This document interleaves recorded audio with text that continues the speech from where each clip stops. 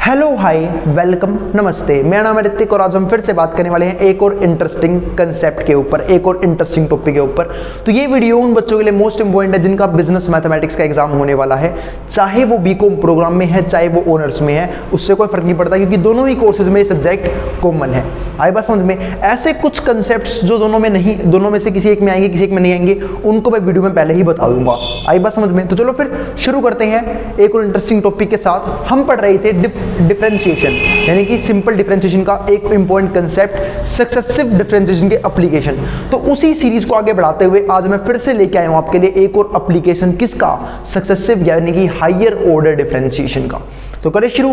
तो आज की वीडियो शुरू करते हैं जहां पे हम एक और एप्लीकेशंस की बात करेंगे और एप्लीकेशन बहुत इंपॉर्टेंट है। आपको कॉन्सेप्ट सीखने के बाद उसे यूज कहां करना है, क्योंकि वो एप्लीकेशन क्वेश्चन पूछेगा ही पूछेगा। आई बात समझ में? तो चलो फिर शुरू करते हैं। एक और एप्लीकेशन आपके सामने लिखा हुआ है, determining the equilibrium of form, कि हम फॉर्म की इक्विलिब्रियम कैसे डिटरमाइन करेंगे। अब बात है भैया, आपने जो इतना बड़ा वर्ड बोल दिया इक्विलिब्रियम, ये होता क्या है पहले ये तो बता दो।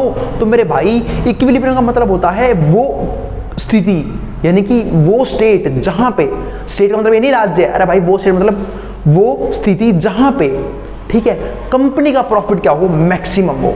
मतलब कंपनी उतना जितना आउटपुट रख रही है उतना ही रखे, अपने प्राइस को भी चेंज ना करे और कंपनी का प्रॉफिट मैक्सिमम हो रहा हो, उस सिचुएशन को हम लोग क्या बोलते हैं? Equilibrium of a firm. आई बात समझ में? मतलब कंपनी अब और प्रोडक्ट बनाना नहीं चाहती, कंपनी प्राइस को बढ़ाना नहीं चाहती। क्यों? कंपनी को पता है तेरा भाई है मार्केट में जो है, ठीक है, और हम ही कमा रहे हैं प्रॉफिट। तो आई बात समझ में? तो चलो फिर शुरू करते हैं, ठीक है, कि ये चीज हम निकालने हैं कैसे, with the help of successive differentiation. तो देखते हैं क्या लिखा हुआ है। अ फॉर्म्स इक्विलिब्रियम अकर्स, एक फॉर्म इक्विलिब्रियम की सिचुएशन में पहुंच जाती है at the level where marginal revenue बराबर है is equals to marginal cost, जहां पे मार्जिनल रेवेन्यू बराबर आ जाए मार्जिनल कॉस्ट के, ठीक है, and cuts marginal curve from below, और मार्जिनल कर्व को काटे, ठीक है, कहां से? नीचे से। तो चलो फिर आगे देखते हैं अब हम, ठीक है। तो यहां पे मार्जिनल कर्व की जगह कॉस्ट आएगा, ठीक है, ये आ गया हमारे पास, ठीक है। तो चलो फिर फ्रॉम बिलो अब हम समझने की कोशिश करते हैं, ठीक है। इससे आगे ये तो हमने पढ़ लिया, ठीक है। अब इसके स्टेप्स क्या होंगे हमारे पास, इस चीज के स्टेप्स क्या होंगे, कैसे पता लगाएंगे? तो पहला स्टेप तो उसने बोल दिया क्या, कि मार्जिनल रेवेन्यू बराबर होना चाहिए मार्जिनल कॉस्ट के। तो बात है भैया, फिर तुम्हें मार्जिनल रेवेन्यू भी निकालना पड़ेगा, मार्जिनल कॉस्ट भी निकालना पड़ेगा। तो मेरे भाई बिल्कुल, जब तेरे को इक्वल रखना है तो निकालना तो पड़ेगा। अब बिना निकाले तो इक्वल रख नहीं सकता तू, ठीक है। और मार्जिनल रेवेन्यू और मार्जिनल कॉस्ट कैसे निकाला जाता है, या फिर ये क्या होते हैं मार्जिनल कॉस्ट और मार्जिनल रेवेन्यू, इनके ऊपर हम बात कर चुके हैं प्रीवियस वीडियोज में, अगर आपने देखी होगी तो आपको याद होगा। तो मेरे भाई, जब भी मैथ्स पढ़ो और खासकर जब कोई कंसेप्ट पढ़ो, कोई चैप्टर पढ़ो, तो टॉपिक वाइज पढ़ना। मतलब क्या, हर एक वीडियो को ध्यान से देखना। हाँ, आप क्वेश्चन वाली वीडियो चाहो तो स्किप कर सकते हो, अगर आपको लग रहा है मुझे एक क्वेश्चन आता है तो आप वो वीडियो स्किप कर सकते हो, वरना कंसेप्ट वाली वीडियो जरूर देख के आना, वरना आप कहीं ना कहीं मात खा जाओगे एग्जाम में क्वेश्चन करने में। आई बात समझ में? यानी कि आपको दिक्कत हो सकती है, तो भाई वीडियो को सीरीज में देखें। आगे देखते हैं, and cuts marginal cost from below, और जो मार्जिनल कॉस्ट को कट करे बिलो से, अरे आगे देख लेते हैं ना। तो ये दोनों बराबर हो, मार्जिनल रेवेन्यू और marginal cost at this value, और इस वैल्यू पे क्या, टोटल रेवेन्यू का डबल डेरिवेटिव एक्स के रिस्पेक्ट में लेस देन होना चाहिए टोटल कॉस्ट के डबल डेरिवेटिव से। आई बात समझ में? मतलब ये इससे लेस देन होना चाहिए, तभी हमारा जो प्रॉफिट है वो क्या होगा, मैक्सिमम होगा। तो तैयार हो क्वेश्चन करने के लिए, कंडीशन समझ गए, इक्विलिब्रियम क्या होता है वो भी समझ गए, तो क्या हम क्वेश्चन कर सकते हैं? बिल्कुल हम क्वेश्चन कर सकते हैं। अब तो क्वेश्चनों की शुरुआत करते हैं। ये आपके सामने क्वेश्चन लिखा हुआ है, ठीक है। प्राइस क्या है? 1000 माइनस में 2x, प्राइस क्या है? 1000 माइनस में 2x, और टोटल कॉस्ट का फंक्शन भी दे रखा है। तो भाई मैंने देखा, मैं मार्जिनल रेवेन्यू जब निकालूंगा ना, जब मेरे पास क्या होगा, टोटल रेवेन्यू। तो निकालने क्या पहले टोटल रेवेन्यू, तो टोटल रेवेन्यू निकालना शुरू करते हैं। तो टोटल रेवेन्यू का फॉर्मूला बच्चा जानता है, क्या होता है, जब हम प्राइस की क्वांटिटी से मल्टीप्लाई कर देते हैं, यानी कि P मल्टीप्लाई में X, ये हमारे पास क्या था, टोटल रेवेन्यू। और मैं नहीं बताऊंगा भाई फिलहाल कैसे आया, आई बात समझ में? क्यों? क्योंकि इसके ऊपर मैं डिटेल्ड वीडियो बना चुका हूँ और पहले बात हो चुकी है इस चीज़ के बारे में। तो प्राइस हमारे पास ये रहा, क्या है, 1000 माइनस में 2x उसने दे ही रखा है, और x ये हमारे पास क्या है, क्वांटिटी, ठीक है। अरे बता देता हूँ, टोटल रेवेन्यू का मतलब होता है आपके पास कितना पैसा आया, और कितना पैसा आप कैसे पता लगाओगे, जितनी क्वांटिटी बेचोगे और उसके प्राइस से मल्टीप्लाई कर दो, तो बस ये आ गया। अब मल्टीप्लाई करने लग गया मैं इसकी, तो मल्टीप्लाई की मैंने, तो इसकी से भी होगी, इसकी से भी होगी, तो x गुणा में 1000 कितना हो जाएगा 1000x, और जब इसकी से करूँगा तो कितना हो जाएगा माइनस में 2x स्क्वायर। अब मैं क्या कर दूंगा, टोटल रिवेन्यू का फंक्शन आ चुका है, अब मैं कर दूंगा इसका डिफरेंशिएशन, क्योंकि मुझे पता है जैसे ही टोटल रिवेन्यू के फंक्शन का डेरिवेटिव किया जाता है तो क्या जाता है मार्जिनल रिवेन्यू, क्या आ जाता है मार्जिनल रिवेन्यू। तो निकालना शुरू करते हैं। तो differentiate with respect to x, derivative करने वाला हूं मैं अब x के रिस्पेक्ट में, तो यहां पे क्या आ जाएगा dy by D x of total revenue of x upon में dx, यानी कि टोटल रिवेन्यू में चेंज x की वजह से। तो क्या हो जाएगा 1000x का डेरिवेटिव बच्चा जानता है क्या होता है 1000, क्यों मेरे भाई, अब देखो 1000 क्या है कांस्टेंट है, वही मल्टीप्लाई में, और जब भी कांस्टेंट मल्टीप्लाई में हो यूं का यूं रहता है, और x का डेरिवेटिव सब जानते हैं, क्या जानते हैं 1 हो जाएगा मेरे भाई। तो 1000 गुणा में कितना हो गया 1000। अब बात रहेगी डेरिवेटिव किसका 2x स्क्वायर का, तो फिर से वही बात 2 कांस्टेंट है वो भी मल्टीप्लाई में, तो यूं का यूं रहेगा, x स्क्वायर का डेरिवेटिव सब जानते हैं x की पावर n के वाले फॉर्मूले की हेल्प से किया जाता है, और x की पावर n का डेरिवेटिव कैसे होता है n उतर के नीचे आएगा, ऊपर एक पावर कम हो जाएगी, तो 2 उतर के नीचे आया, ऊपर एक पावर कम हो गई, तो कितना आया 1000 माइनस में 4x। तो 1000 माइनस में 4x हमारे पास क्या आ चुका है डेरिवेटिव किसका टोटल रिवेन्यू का x के रिस्पेक्ट में। तो मैं क्या बोल सकता हूं ये हमारे पास आ चुका है मार्जिनल रिवेन्यू का फंक्शन, बिल्कुल हमारे पास आ चुका है मार्जिनल रिवेन्यू का फंक्शन, ठीक है। तो पर बातें भैया बराबर रखने के लिए मार्जिनल कॉस्ट भी चाहिए होगा, तो मेरे भाई बिल्कुल उसके लिए क्या करेंगे, टोटल कॉस्ट जो हमारे पास है कहाँ है ये रहा, टोटल कॉस्ट का डेरिवेटिव कर दे। तो भाई टोटल कॉस्ट का फंक्शन जो उतारते हैं, तो TCX टोटल कॉस्ट का फंक्शन है ये रहा, x क्यूब माइनस में 59x का स्क्वायर प्लस में 1315x और प्लस में 2000 टूचा सा फंक्शन। हम कर देंगे अब इसका डेरिवेटिव, यानी कि जैसे ही मैं टोटल कॉस्ट के फंक्शन का डेरिवेटिव कर दूंगा तो क्या आ जाएगा मार्जिनल कॉस्ट, क्या आ जाएगा मार्जिनल कॉस्ट, ठीक है। तो करते हैं डेरिवेटिव, तो differentiate with respect to x, तो यहाँ पे क्या हो जाएगा टोटल कॉस्ट का, ठीक है, रिश्तेदारी या फिर पहले लिख देते हैं derivative of total cost x के रिस्पेक्ट में। तो यहाँ पे क्या होगा x क्यूब का x की पावर n वाले फॉर्मूले से 3 उतर के नीचे आएगा, ऊपर एक पावर कम हो जाएगी, यानी कि 3x स्क्वायर, ठीक है। 59x स्क्वायर का 59 कांस्टेंट है, मल्टीप्लाई में वही रहेगा x की पावर n का, यानी कि x क्या होगा 2 उतर के नीचे आएगा, तो ये बन जाएगा 118x, ठीक है। 1315x का भाई 1315 कांस्टेंट है, मल्टीप्लाई में यूं ही रहेगा, x का डेरिवेटिव सब जानते हैं 1 हो जाता है, तो 1315 इंटू में x 1315 आ गया, और हमारे पास जो 2000 है यानी कि कांस्टेंट उसका डेरिवेटिव क्या हो जाएगा 0। तो ये आ गया हमारे पास टोटल कॉस्ट का डिफरेंशिएशन x के रिस्पेक्ट में, और इसे हम क्या बोल सकते हैं मार्जिनल कॉस्ट, क्या बोल सकते हैं मार्जिनल कॉस्ट, यानी कि MCX आ चुका है। मार्जिनल कॉस्ट कितना आया 3x स्क्वायर माइनस में 118x प्लस में 1315। तो चलो अब तो आप लोग आधा काम तो कर ही चुके हैं, टोटल कॉस्ट निकाल चुका, मार्जिनल कॉस्ट निकाल चुका, मार्जिनल रिवेन्यू निकाल चुका।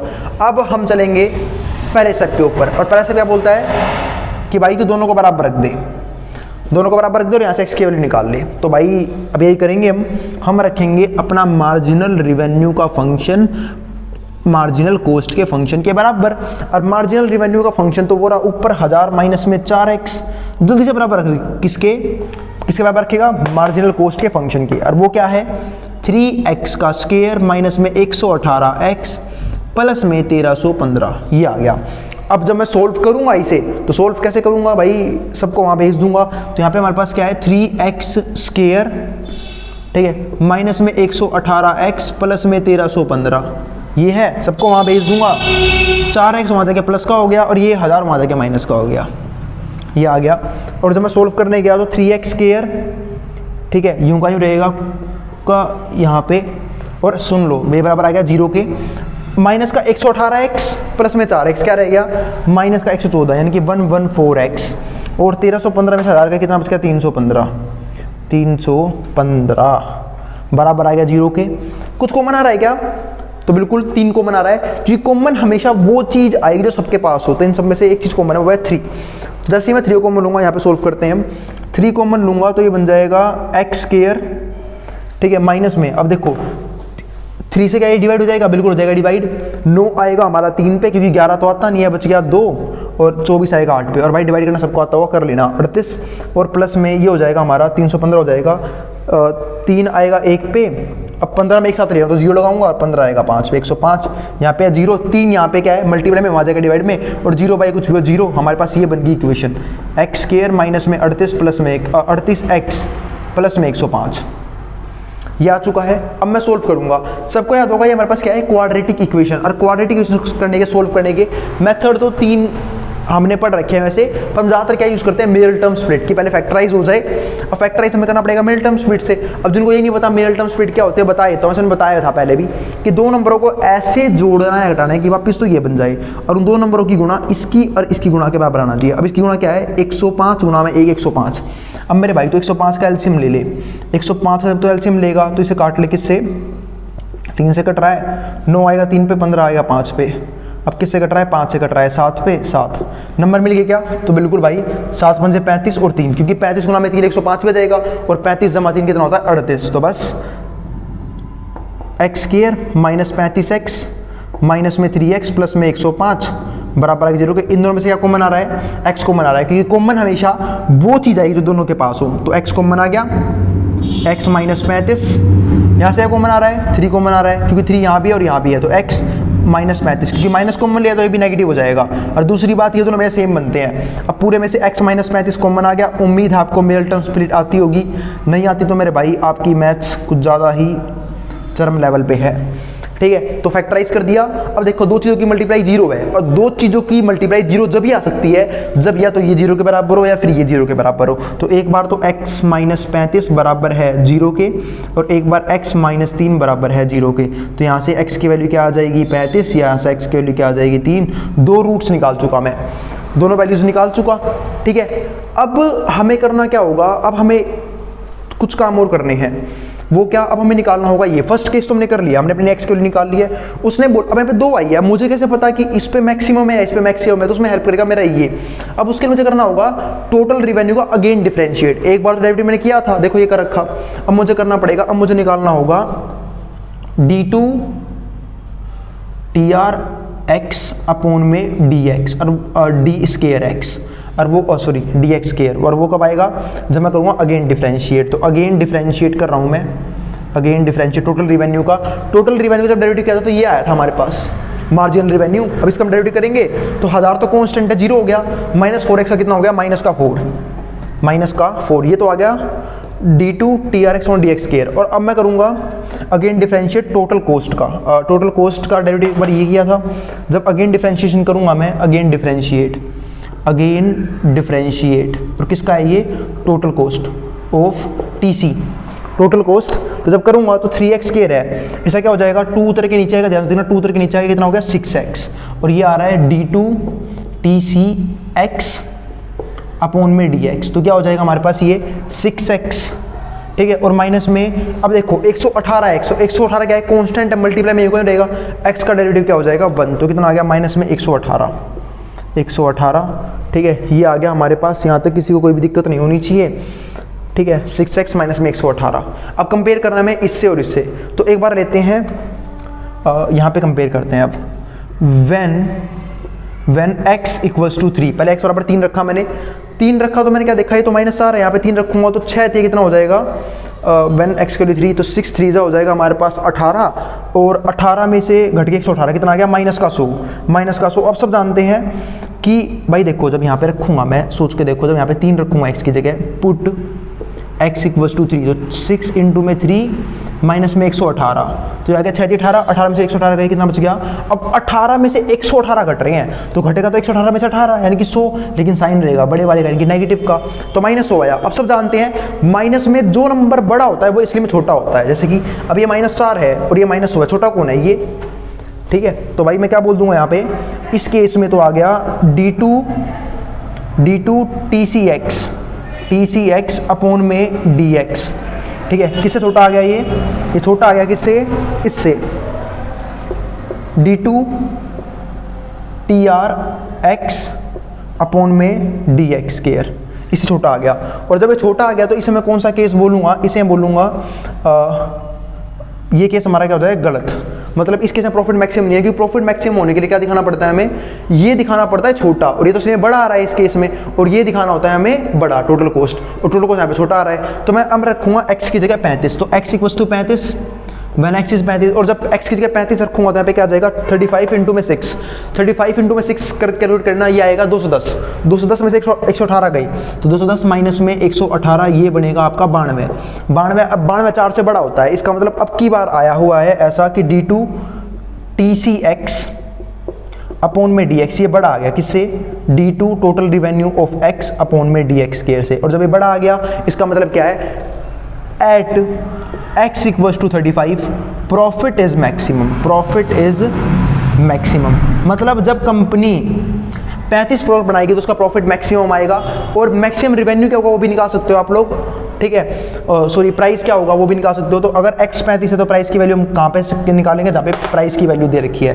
तो 35 गुना में तो कितना हो गया 70, 1000 में 70 कितना आ गया, 1000 में से 70 घट गए तो 1000 माइनस में 70, ये हो गया हमारा 930, ये आ गया हमारा मैक्सिमम, मतलब ये आ गया हमारे पास प्राइस। तो ये था पूरा का पूरा एक सवाल जो हमने सोल्व कर दिया है किस तरीके से, जहाँ पे हमने ये निकाल लिया, ठीक है, कि इक्विलिब्रियम की स्थिति यानी कि इक्विलिब्रियम की सिचुएशन कौन सी होती है, और कैसे पता करते हैं कि किस प्राइस लेवल पे और किस क्वांटिटी लेवल पे कि वो इक्विलिब्रियम ले रहा है, मतलब बन रहा है। आई बात समझ में, उम्मीद है आपको समझ में आ गया होगा। फिर भी कोई क्वेरी कोई डाउट रह जाए तो आप नीचे कमेंट बॉक्स में कमेंट डाल सकते हैं, और मुझे इंस्टाग्राम पे भी फॉलो कर लें। अगर आपको कोई भी क्वेश्चन पूछना है तो, या फिर कोई भी बात पूछनी है तो वहाँ पे मुझे मैसेज कर सकते हैं, ठीक है।